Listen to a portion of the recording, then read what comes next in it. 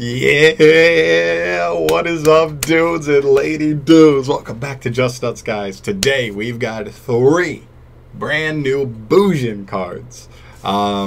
This is dope. I mean, I've always been a fan of Bujins. I've always thought they looked dope, but when you try to play them in 2020, it's just like, it's not the move, right? Luckily, 2021 might be the year for that, right? Okay, so 3 brand new cards. We have 2 monsters and a spell. I haven't read any of them, so we're going to go through them together. And yeah, keep in mind we did get Bujinki Ahashima, the Link 2. That's like the last new card we got in the last couple of years. Other than that, it's just this, all right? So let's jump into it, all right? Starting off with Bujin Mahitatsu. Mahitatsu, okay. This is a light beast warrior, as most of them are. It's a level 4, 0 attack with 1800 defense, so big booty, no attack. And you can only use each of his effects once per turn. He has 2. The first effect reads, you can send 1 Bujin card from your hand to the graveyard to special summon this card from the hand. Not half bad. A lot of the Bujin cards have effects in the graveyard anyways, so nice little extension there. Second effect, during your main phase, you can activate 1 of these effects. Send a Bujin from hand to the grave to add a Bujin monster with a different name from your graveyard back to your hand. Okay. Or you can banish a Bujin from grave to send a Bujin monster with a different name from deck to graveyard. Okay, okay. I think this card's kind of clean. I mean, this is definitely a card they needed. They definitely needed extenders. It's an extender from the hand, jumps out of the hand pretty easily. And then I like that it kind of like gets you access to whatever other Bujin you want in grave, right? Send another Bujin, like swap a Bujin in hand with 1 in grave, or you banish a Bujin in grave to get another one out of your deck, which is pretty good. I think both those effects are definitely respectable in whichever way. I like this, and I think one of the problems is you kind of want to play some of the Bujins that have effects in grave, but if you draw them, they're not the best to draw. They don't get out of the hand or anything, so this is a card that helps make better use of them in the hand. More efficient use, more, I guess, not necessarily efficient, but more speedy use, I would say. You can do stuff turn 1 instead of sitting there with extra Bujins in your hand as you go to your next turn. So overall, good card. I'm calling it good. It's not the most resource efficient card, but the Bujins give you effects in grave anyway, so it's not the worst thing in the world. Very nice. Next up, we have Bujin Torifune. This is another Beast Warrior, light, level 4, 1500 and 500 are its stats, so not crazy. See, you can only use its first and second effects once per turn each. First effect reads, you can tribute this card to special summon 2 Bujin monsters with different types from your deck in defense position except for itself. That is interesting. It's like a time thief regulator slash, I guess if you want to get more old school, rescue cat slash rescue rabbit. Very nice. What I love here more than anything, no restrictions. You do not negate the monsters you summon. You do not have to only control this card to use its effect. Also very clean. Big fan of this card. This one's really nice. Second effect, when you exceed summon a Bujin monster while this card is in the grave, you can equip this card from the graveyard to that card. Wait, equip it. I thought I was going to say like equip it as exceed material, but it's interesting.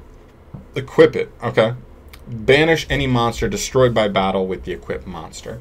Okay, not a crazy, amazing effect, but it's not the worst thing in the world. I mean, all things considered, I mean, obviously the first effect is the main effect. The second effect is just icing on the cake. I mean, think about it. There's stuff you don't want to let hit the grave, and this just gives you the ability to beat over it and not have to worry about hitting the grave. Like I said, it's not amazing. If it said banish any monster that battles your exceed monsters, even if your opponent tries to battle over you, you still banish them. Like give it like a what is it? A Zodiac Whiptail-esque effect. Then we'd be talking. But I still think this is the bonus effect, right? Like this doesn't need to be amazing. The first effect is very good. It's a very ashable, very gamma-able. That's the one thing to keep in mind about this card. But honestly, Bujins needed a power card. This is definitely a nice +1 power card that they will appreciate. For sure. All right, and then the last card we have here is Bujintersection. This is a continuous spell. You can oh, no restrictions on the cards. Okay, interesting. First effect, Beast Warrior Bujin monsters you control cannot be destroyed by your opponent's card effects except during the battle phase. There's a little protection effect. It's not amazing. I would have liked it if it protected any Bujin card and said at period, just period, you can't be destroyed by card effects. But whatever, this is a bonus effect, it seems. Second effect, once per turn, you can send a Bujin monster from your hand or field to the graveyard, then target a face-up card your opponent controls and negate its effects until the end of this turn. That's kind of interesting. One thing I don't like about this is it's not a quick effect. I mean, this already out the gate makes me wonder, like, I wish this was a trap, a continuous trap. That way at least this gives you extra Bujin disruption, right? Like just negate a card on the field, send a Bujin, negate a card as a quick effect. But because it's slow, I don't love this effect, to be honest. But okay. And then the third effect says, during your end phase, you can send this face-up card from your spell and trap card to the trap zone to the graveyard, then target a Bujin in grave and special summon it. Interesting. This card's funny enough, like the most lacking. I thought if anything the spell would be like one of the best cards here, but this is just not, like, the protection is whatever, like it's fine I guess, but it's not amazing. The second effect is slow. It's a slow negate and you still have to give up a card. I mean, this card could have just said if you control a Bujin monster, just target a card, a face-up card your opponent controls and negate it. It didn't need to say you didn't need to give up another card for this. I don't get that. And then the third effect, during your end phase, getting a Bujin back from grave, I'm like, fine, but like, why do I need a Bujin back from grave? Don't some of the Beast Warrior Bujins have quick effects on your opponent's turn or something? I can't remember off the top of my head, but that kind of like rings a bell with me. I can't remember all the way. But yeah, I think overall they're pretty good. I like the monsters for sure. You have a nice extender and you actually have a legit starter in Bujins for the first time in forever. Like actually forever. Very nice because like Tenki searches both of these, which is really nice because like Bujins 1 never had like a real starter, so now you have not just a starter, but like you have a starter that's Tenkiable, so you can play like 6 straight up copies of this, which is very nice. And you have an extender, so if you already have like a play, this is a guy that can potentially help you play through disruption or continue or push your play even further and raise the ceiling of your deck, which is pretty good. So 2 monsters, I'm all about. The spell, not about it. Keep that for yourself. I don't see this card really seeing play, but I think the other 2 are both pretty clean. We'll see if we get any more cards. Hopefully we do, right? Like Bujins have a good amount of cards, but they need a lot of help as well to play in 2021. But we'll see. I still think this is nice. This is a nice little bump for them. I think we'll definitely see a lot more casual people messing around with this deck, seeing what they can make happen. But we will have to see on that. But that's gonna do it for me here. I'm pretty sure that's the only news revealed. Oh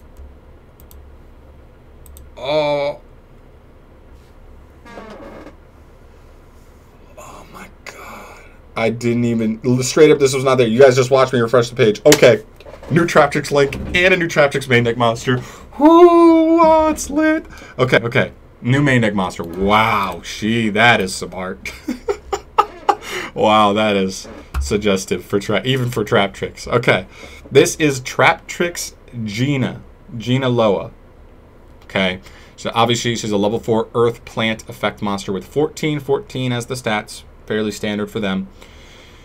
You can only use one of this card's name's first and third effects once per turn and only once per turn. Okay, so you can pick either the first or the third effect, but not both in the same turn. First effect, you can send one set trap card you control to the graveyard to special summon this card from your hand. Wow. Oh, that's a thing. That's an effect right there. That's a pretty good effect. Now listen, my ideal perfect main deck TRAPTRIX monster would be something that could just, like, if you control a TRAPTRIX monster, special from the hand, right? That would make like Mantis a much better starter than it is, like, so you can do more things turn 1 instead of just like search or recovery play, right? But this is still really nice. Second effect, it's unaffected by all whole normal traps. Okay, nothing crazy there.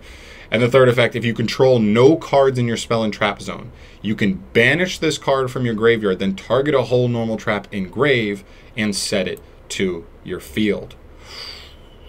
That also is really, really clean. Okay, so I understand why you can't use both effects in the same turn, because you would theoretically send a trap from field to grave, ideally a whole normal trap, like maybe you've already gone through Sarah, set a free trap or something. Maybe you went Mermelio, search a trap hole, set a trap hole, use her to send a the set trap hole to summon herself, link her off, right? Or exceed her off and detach her or whatever, and in the same turn, banish her to reset the hole you sent just to summon her. So I understand why you can't do both. I think this card's pretty good. Tell me if I'm crazy. I mean, like, you could send extra shade brigandines if you have them. You can send a TRAPTRIX or whatever. You could send anything. Man, unfortunately, TRAPTRIX don't have. I would love it. This card would get better if TRAPTRIX just had a trap hole that had an effect in grave, just to like do right, like send it with this, set it off of like something, and then do this. I think this card's pretty good. I'm gonna have to definitely theorize more like TRAPTRIX kind of combos for sure. But this, wow, okay. Lightning Overdrive looks lit. Okay, and then we have a link too. Okay, this is TRAPTRIX Utricularia. Okay, she's a link 2 Earth Plant. She has 1800 attack, which is actually pretty nice for a link 2. She points to the right and straight down, not bad arrows, and she requires 2 insect and/or plant monsters. That is generic. Okay, you can only use each of this card's second and third effects once per turn. This Link Summon card is unaffected by trap effects. This has been in effect for all the TRAPTRIX extra deck monsters, just unaffected by traps in general, which is very, very good. Second effect, when you activate a whole normal trap card, when your activated whole normal trap card resolves, you can set it face down instead of sending it to the graveyard. Wow. Wow. Okay, that's quite resource efficient. Very nice. Okay, and the third effect, during your end phase, so not either end phase, you can target one TRAPTRIX monster in your graveyard and special summon it in defense position. Card's kind of crazy. This card is kind of crazy. Man. Okay, so a couple things that are on my mind immediately. As a TRAPTRIX stand, I love TRAPTRIX. You guys hopefully know that by now. It does take plants and insects, which means like cards like Shade Brigandine and what is that card called? Oh my god, I'm blanking on that card. It's the level 8 Cyber Monster where you can like just special summon it to a when a Link monster summoned to the zone and then summon another one from the deck. I cannot think of what that Parallel Exceed, Jesus. Those are not as good for this, but I guess you could just like make one of the TRAPTRIX Exceeds, then link into this, and this could just summon them back in defense mode. But you can summon back anything, which is really nice. Wow. I think they both have validity to them. Definitely. This one's a beater, which is like, if you're not playing Atrax, this is actually bigger than every other TRAPTRIX monster in the archetype, which is very nice attack-wise, so that matters for sure. And she's just so resource efficient. I mean, this card just screams grind game, right? You want to get into a grind. You want to just make sure all your whole trap cards are not going to grave. They're just, you use them and they set, and you use them again next turn. And you're just getting a free TRAPTRIX monster back from grave every single turn. Man. And there's cool plays too, like reviving a Dionea, then using Dionea to set another one. Reviving Mermelio to pop a back row. Wow. I'm digging it. I'm about them both. This card's a nice extender. We'll see. I'm going to have to look up, like, I'm going to have to definitely play test a little bit with her, see what specific plays exist for this. And this card too, she definitely will come up. I think they both will come up. I think they're both playable immediately. I'm very excited. Let me check one more time. Let me refresh one more time, see if anything else got revealed. Oh my god. Oh wait. Oh, this is the same thing. They just changed the art for it, right? Yeah. Okay. Okay. Whew. I can't handle anymore, man. We've had enough. Holy cheese. That's going to do it for me here, guys. Thank you so much for watching this video. As always, if you are a big Bujin or TRAPTRIX fan, let me know your thoughts down below on these cards. Like I said, just off the top of my head, I couldn't think of, like, my brain's just not in a place to think about stuff like that. So let me know down below any specific plays you can think of for these cards. I'm extremely excited to hear what your thoughts are on this, and I'm definitely going to be labbing already. This set is amazing to me because it's TRAPTRIX support. I love it. Thank you so much for watching. I'll see you in the next video. Subscribe if you want to stay up to date on all Yu-Gi-Oh news and video reviews and stuff like that. And I love you guys. That's gonna do it for me here. Peace.